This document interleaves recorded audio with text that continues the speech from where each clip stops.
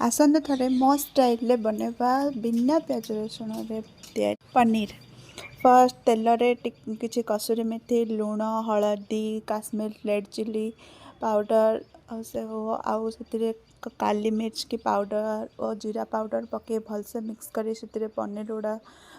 Paneer पकईकि भलसे mix करदे तापर pan रे घी नहीं फ्राए करदे से गोल्डन ब्राउन नहीं गला बाहर करदे तापर दही रे भाजा होइथिबा भजा होता बेसन नवा बेसन तापर ताकू हलदी और लाल मिर्च पाउडर दे भलसे गोले साइड करदा तापर पैन रे जीरा पान मधुरी नहीं टिके भलसे भाजी दबा तापर से अदा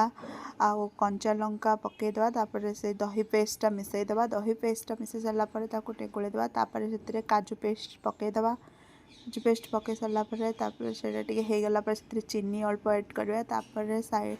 रखि पनीर को भाजी ताकू पकईदबा तापर से गरम मसला पकई सारा पर धनिया पाउडर पकईकि आमर super healthy and tasty paneer तरकारी पूरा रेडी देखा जमी कलर जमी टेक्चर भी जमी आटा माने ग्रेवीटा मस्त होता तापर फ्राइड राइस सहित सर्व करदेली खाया देली खाई मस्त होता।